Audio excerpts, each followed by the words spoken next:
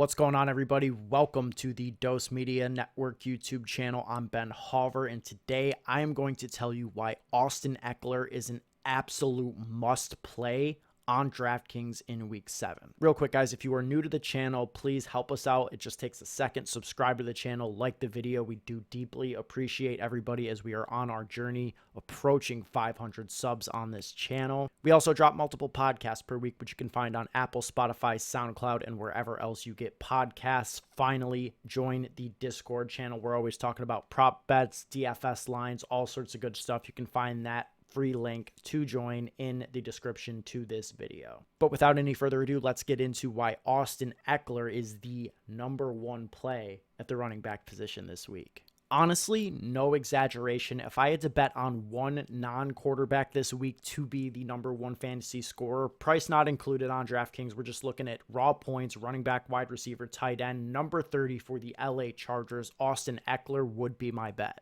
8,300 on DraftKings at home against the Seattle Seahawks. The Chargers have the second highest team total of the week, 27.5 points, and Ekeler's workload has been absolutely elite. 13 or more touches in 5 out of 6 games, and basically the best passing game role of any running back in the league. 4 catches or more for Austin Ekeler in every single game this year, 8 catches or more in 3 out of 6 games, and he just leads the position with 49 on the season. That's 8.2 targets on average, a full target more than any other back in the league, and CMC is the only one that's even close. Just when it comes down to a workload perspective, Ekeler is rock solid. From an upside perspective, what needs to really be said? 34.9, 38.9, 24.3 are Austin Ekeler's last 3 point totals on DraftKings. Now he gets the best matchup that he's had all season long. Seattle is allowing 165.8 yards per game to opposing backs, second in the league, only behind Detroit. And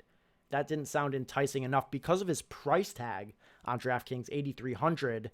The ownership, at least at the time of recording this Friday morning, looks like he's going to come in outside of the top 5 highest owned running backs on the week. He won't be sneaky, right? Like I would expect him to be somewhere in that 15 to 20% range come Sunday, but we have Josh Jacobs. He's going to be 35 to 40% owned. We have Mixon, Fournette, Kenneth Walker. These guys are all going to be 25+% owned. Hall, Pierce, Barkley, all these guys are going to be secondary chalk, sort of like Ekeler. So there's just no way that Ekeler gets steamed in this spot. And God, that just makes him the goated play. He's the best tournament play on the board. And I think he's the best pure play on the board, right? I'm comfortable going there in cash. You guys can check out Joey Carrian's cash game breakdown video on this channel. If it's not posted already, it'll be posted later today. I think we may disagree about how viable Ekeler is in cash. Joey may, sort of think that he's not worth paying up for. I think he is. I think Ekeler is the premier pay up option on this slate because of the pass game role. The floor is as solid as it gets, and we already know what the ceiling is. The last point I'll make, and it's a small one, is that Austin Ekeler, right? He's a man of the people. Okay, he's an avid fantasy player. He pulls for us. He wants people who roster him to do well, unlike several other players in the league who are just like actively antagonizing fantasy players, tweeting how little they care about our fantasy success, how little they care about these sweats that mean so much to us. Austin Ekeler is not like that, Nick Chubb, nah, he'll pass on a touchdown. He'll run out to preserve a win for his team. I think we saw Saquon Barkley do that earlier this year, if I'm not mistaken. Austin Ekeler, no.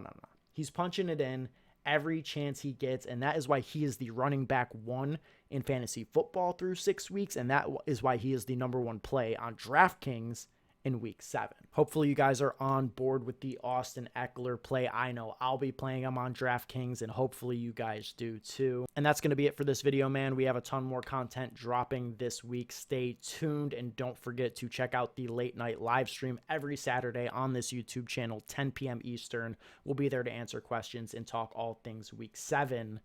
Until then, have a great day.